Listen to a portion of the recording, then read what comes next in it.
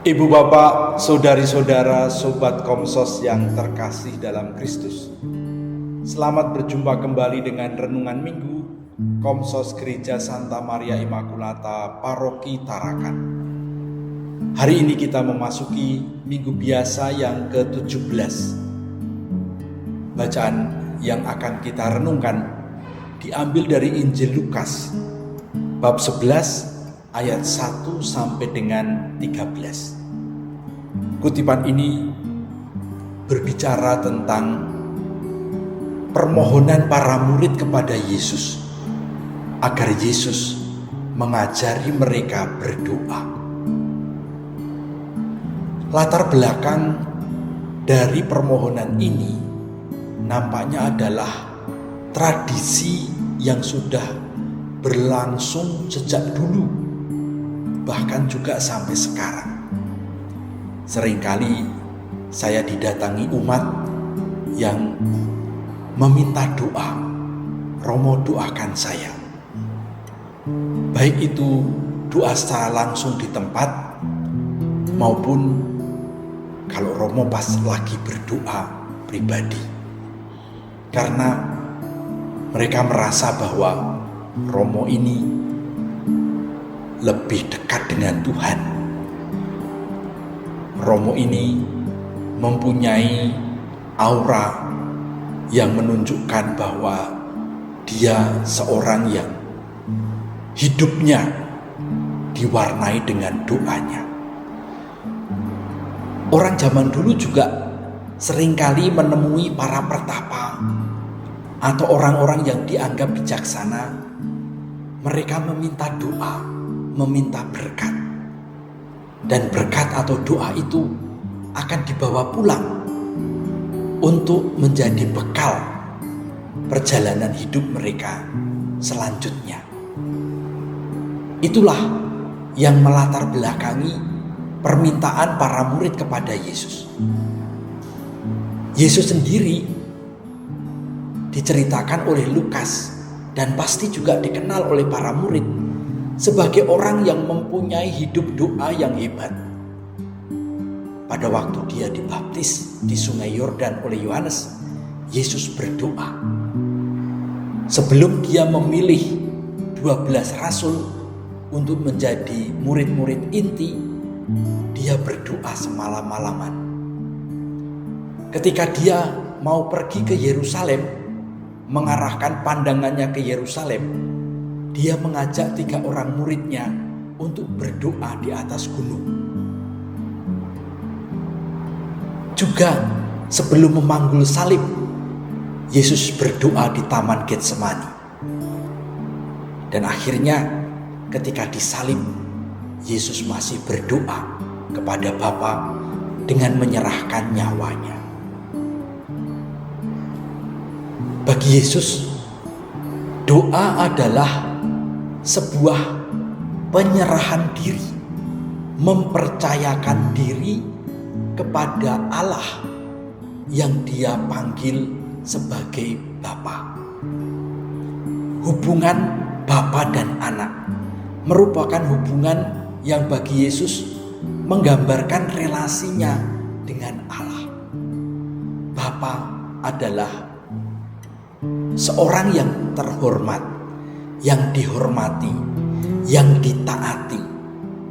Tapi Bapa juga adalah seorang yang penuh perhatian, seorang yang selalu memberikan yang terbaik untuk anaknya. Bapa selalu memberikan apa yang diminta oleh anaknya.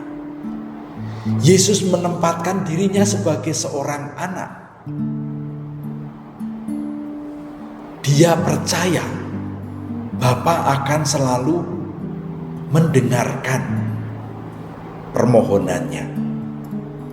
Sebagai anak, Yesus yakin Bapa tidak pernah mau mencelakakan anaknya, melainkan akan membantu dia, membimbing dia untuk menjadi anak yang terbaik.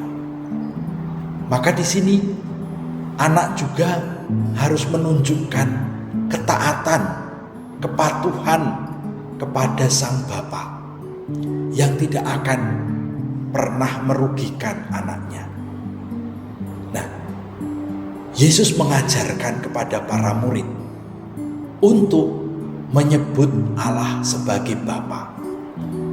Relasi Yesus dengan Allah yang dia pandang sebagai Bapa, itulah yang oleh para murid dilihat menjadi sumber kekuatan Yesus, yang membuat Yesus sungguh-sungguh menjadi guru yang bijaksana, guru yang dapat diandalkan.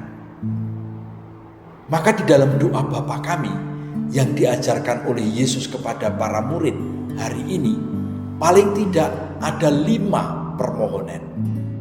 Permohonan yang pertama, dikuduskanlah namamu. Bapa, dikuduskanlah namamu. Meskipun Yesus memanggil Allah sebagai Bapanya dalam relasi yang akrab, penuh cinta kasih, namun Yesus juga menempatkan Allah sebagai yang kudus, yang mulia, yang luhur. Dia yang keramat, dia yang ilahi.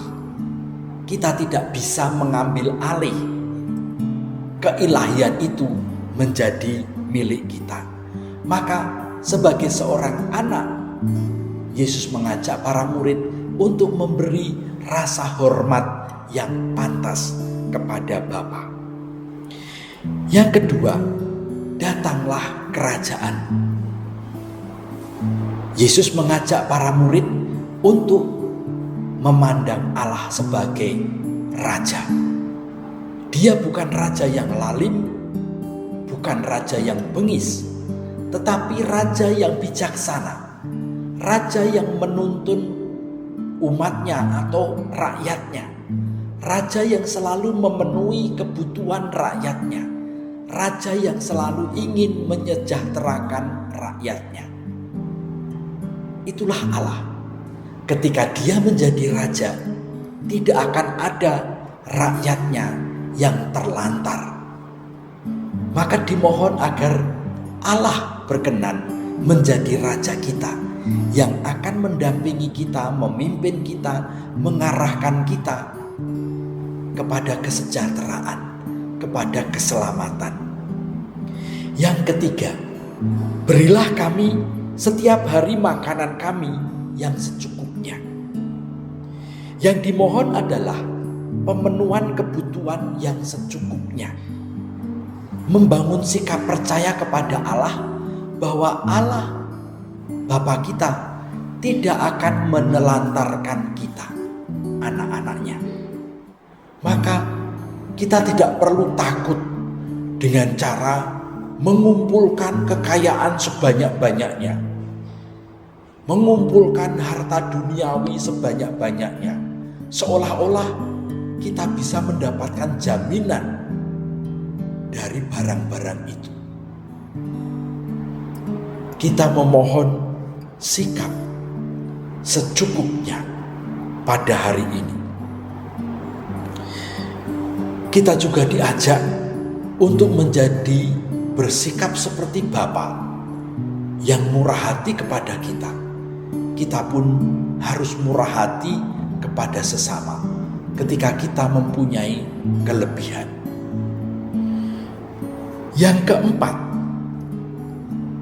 Yesus mengajak kita memohon ampun.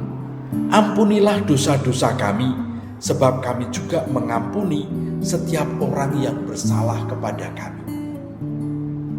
Allah adalah Dia yang Maha Pengampun. Sebesar apapun dosa kita, ketika kita memohon maaf, Tuhan akan mengampuni. Kita lalu ingat kisah anak yang hilang. Dosanya begitu besar kepada bapaknya. Tetapi ketika dia pulang, bapaknya langsung menyambut dia dan membuat pesta untuknya. Itulah Allah. Dia lebih menyukai pertobatan orang berdosa daripada menghitung-hitung beratnya dosa. Maka kita juga diajak mempunyai sikap yang sama. Bukan hanya kita kepada Bapa, tetapi juga kita kepada sesama. Kalau Allah begitu murah hati mengampuni dosa kita, kita pun juga harus murah hati mengampuni dosa sesama. Pengampunan selalu membuat orang terbebas dari beban. Pengampunan memerdekakan. Pengampunan menjalin kembali persaudaraan yang telah terputus. Yang kelima, kita diajak memohon, janganlah biarkan kami masuk ke dalam pencobaan. Manusia itu cenderung mau coba-coba. Kita sudah tahu bahwa kita itu manusia yang lemah. Kita sering kalah dengan kekuatan kejahatan. Kejahatan ada di mana-mana, di sekitar kita. Tapi seringkali kita itu mau mencoba-coba. Apakah aku kuat atau tidak? Maka kita mencoba-coba bahaya. Membiarkan diri dicobai oleh kekuatan kegelapan, oleh kekuatan kejahatan. Dan akhirnya kita bisa hangus, terbakar, kalah. Yesus ketika dicobai, selama dia 40 hari berpuasa, dia disertai oleh Roh. Dia mempunyai benteng kekuatan Roh Allah. Kita harus juga mohon supaya Roh Allah membentengi kita, sehingga kita tidak mudah tersedot, tergoda untuk masuk ke dalam tawaran kejahatan. Itulah yang kita mohon. Bukannya Allah mendorong kita kepada yang jahat, tapi kitalah yang seringkali mencoba-coba untuk digodai. Baru setelah kita jatuh dalam godaan, kita nggak berdaya. Berteriak kepada Allah, Tuhan tolonglah aku. Inilah doa yang diajarkan oleh Yesus. Kita diminta untuk membangun sikap sebagai seorang anak di hadapan Bapa yang penuh cinta kasih. Allah adalah Bapa yang kita hormati dengan rasa hormat yang taat.